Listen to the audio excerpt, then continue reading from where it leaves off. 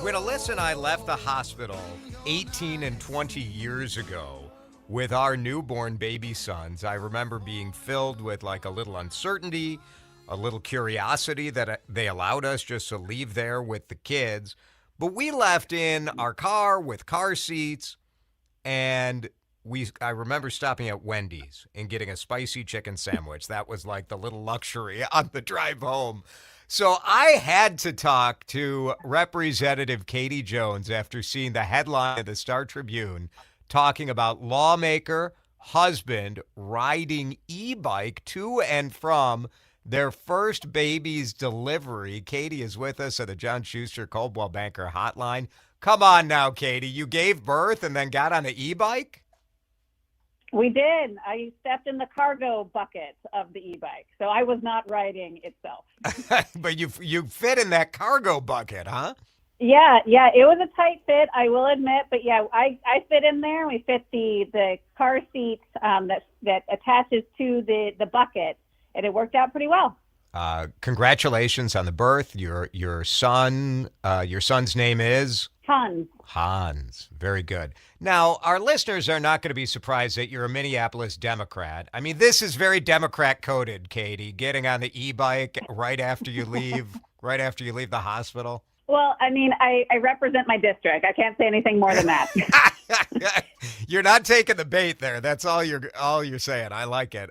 You and your husband do you have a car? We have not had a car since 2018. We had one of those VWs that was recalled, and so we gave it back up, and we're like, let's see how long we can last without a car. And it's been 7 years now, or 8 years. Wow. Very cool. State Representative Katie Jones with us talking about the baby's delivery. And how far is the hospital? What are we talking about here? Were you comfortable? I have so many questions. Was it comfortable? Was it not comfortable in the cargo bay after you just gave birth? So I got to stay a little bit longer at the hospital, so 3 days, and so I felt pretty comfortable. It had a padded seat in the cargo bucket, and we put down another blanket below me. So I felt, it was in luxury in terms of cargo bike land. Now, I assume you did talk to your doctor about this, right? Because you had to have somebody in your life that could have picked you up, or you could have taken an Uber or something like that, right? Yes. So we talked to our OB a couple months ago about it, and she was at first shocked because this was not a normal thing to bring up, but we talked about what an e-cargo bike is, that it's got a big bucket in the front that can haul multiple people, and it's got a seat, and then we can put a car seat in it. And, once we explained it to her, she was like, that's awesome. And the nurses at the hospital were equally a little confused, and a couple of them came downstairs to see the bike. Peter was happy to show it off to them. But yeah, we were honestly impressed, and that we didn't have any resistance from any of our medical team. You made it home, no big deal. It's all fine. And were you taking the Greenway? What is your route here? So I ride my bike in the city as well, and we have some protected bike lanes, some where it's a little more hairy. I like the Greenway. Mm-hmm. What was your route? Great question. So I live in Uptown, and we were blessed with multiple options. And my husband and I, we did some trial runs. We tried 24th, we tried 26th and 28th. And then the Greenway is a little bit further away from us, and so that would have made our trip longer. Yeah. It also includes some inclines, right? And with it's an e-bike, so it does have a motor in it, but when it's loaded down, it can still be take some effort on my husband's part to get it up the hill. Right. So that's why we ultimately decided 26th and 28th. They are protected bike lanes, and I'm just honestly really grateful that the city of Minneapolis over the last decade or more has been, investing in protected bike infrastructure, because that's what ultimately made me feel safe in taking this ride. Katie Jones is with us, recovering, sleeping a little bit with the baby now at home. A little bit. A little bit, exactly. So obviously some people love this, right? And I think it's great. on Blue Sky, on Twitter, some very, very positive response. But then, of course, like also the obvious pushback where people are saying, look, like I understand virtue signaling, but this is like next level virtue signaling that you're taking the bike. How do you respond to that? We are very diverse people, and we need diverse transportation options to fit our own needs. And like I said, like we don't own a car. We had access to cars. Several friends and family were very willing to loan us their car if we needed it. But at the end of the day, like I said, we have the infrastructure. We had access to the bike, and so why not? And it's honestly, it was fun. It was something to look forward to.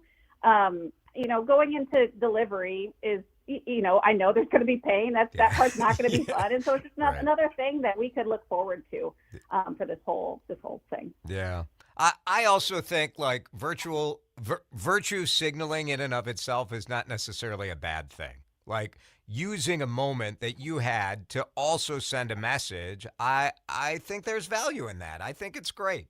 Mm-hmm. Yeah, thank you. And I'll say the other piece to this is, for me, protecting the climate is really important. And the way that we think about our infrastructure really ties into that. And so the more that we can bring attention to the various transportation options that we have and showing that it's safe, I think also just puts another step in the right direction so that we can help protect our climate. Pretty fun. Congratulations. I hope you don't have to spend too much more time in the cargo bay of an e-bike. It's a good bit, but it does not look, and we're showing, if you're watching on our video stream, we're showing the picture of you in the cargo bay. This is not necessarily how you're going to want to travel around Minneapolis with your baby in the coming months, right? Not every day. And that's why I said the transportation options are important. I'm a huge lover of transit, and that's how I'll be getting to the Capitol most days. Katie, congratulations on the journey ahead of you. Many, many years of great success as a mom, and to your husband, Peter, and your new son, who had quite an entry into Minneapolis on his first journey on an e-bike. Good stuff. Thanks, Katie. Yeah, thanks so much for having me. Pretty fun. Katie Jones with us here on CCO. I think it's great. Texters, what a dumb, dangerous move to take your newborn home. And that, I don't know, it's pretty dangerous getting in a car. I mean, I don't know. This is how they live. Why not? Why not? I think it's fine. I like my car. You don't... guys, like, no one's coming for your car. I'm going to drive home today, everybody. It's going to be fine. It's just interesting. This should not be triggering. If this triggers you, please seek professional help. No one's taking your car. Katie Jones is not coming for she's not putting you in an e-bike out in, New Ulm and Elk River and Brooklyn Park. It's going to be fine. But it does go to the fact that, like, you could do this. Her doctors said it was fine, and off they did it. So I think it's great. I'm not encouraging anybody else to do it. But she wanted to do it, and she did it. Why are people so triggered, Dan? Oh, because you got to own the libs, man. It's like, got to own the libs. I told her, I'm like, it's very Democrat coded. Yeah. It's fine. And by the way, she didn't deny that either. She did not. I don't know. I think it's great. Like, whatever.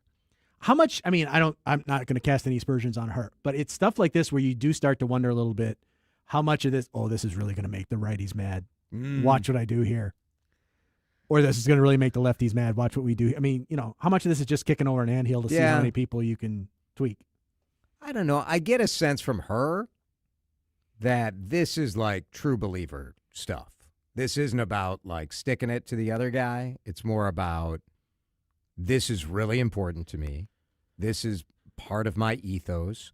And like she said, sort of, let's see if we could do it. Yeah. Like you test it out ahead of time. I believe I read that she was inspired by somebody else who did this a couple years ago. I'm sure there's a certain component where, like, it's going to get people fired up. Well, and that's the thing of it is, it's one thing to say Probably this is fun, too. my ethos. I want to see if this works. And then when I go to the trouble of taking pictures and sharing the story on social media, which you're allowed to do, Yep. but then you're going to have people come in and say, well, are you doing this for the clicks? Yeah. Are you doing this because you really want to do this and this is your personal ethos? Or are you doing this for the hard story thing is and for the gram? You can't do anything in this world without someone throwing that at you. Right. It's like the people who say to me, like, oh, you're just trying to get attention. And you're like, well, sort of. I mean, you are. Yeah. That's sort of. Like, that's what this, yeah. But, like, is that negative? I don't know. It's well, sort of so is depends what everybody you do else, with right? that, That's just it. I right? mean, 90% of the people that are screaming about, oh, she's just doing this for the attention on the internet are also people that post all their meals or post whatever they post on the. I mean, we're all doing That's it. why I say that virtue signaling is not like signaling that you are virtuous about something. Yeah. I generally see it as a positive. Well, some of you guys could use a little more virtue signaling in your life. And this is the brilliance of the right. I'll give them full credit for this. The ability to take something that uses the word virtue and turn it into a negative. Yeah. It's the same thing, when they took politically correct and made that a negative, right? A phrase with the word correct in it is now a bad thing. I think the implication is that brilliant. It's phony. Right. And maybe it is, maybe it isn't. I don't know. Texter says, actually, bikers are coming for your cars. Just talk to the Bike Minnesota group. Their goal is to eliminate cars. Sure. I mean, there's a significant portion true. of Minneapolis that is coming for your car, for sure. It is a small, loud group. Yes. And just like, I will say this, I think there are a hell of a lot more drivers who would like to eliminate every bike lane and wouldn't be real opposed if they ran over a couple of bikers. So, I don't know. Well, I hope that's a bit hyperbolic. Abolishing the bike lane? I don't think it is. Abolishing the bike lane, I'm with you. The hitting the biker part, that's a bit more problematic. I mean, our text line, I don't know. Well, people say stuff on text lines they'd never do in a million years just because they can. Yeah, I mean, look, I like biking around the Twin Cities. I do like that we have bike lanes and protected bike lanes, and I appreciate that. I do think, and I've said before, that I do think there's a considerable vibe in Minneapolis where they hate you if you are driving. Yeah. And I don't care for that. But I also try to model the fact that you can be a driver, and I like driving. I like cars. I don't apologize for that. And I also like riding my bike. And I like experiencing what it's like to ride my bike in the city because it does give me a little more insight into where people are coming from. There are some absolutely beautiful trails and places to bike around, even in the city, but around the state as a whole. There's just an amazing network of bike trails, which is somewhat ironic when you think about it, that we have snow 6 months out of the year, and it's one of the most bikeable places in the world. One of my favorite things about my Maple Grove subdivision is that it's connected to all the trails. Yeah. It's pretty cool.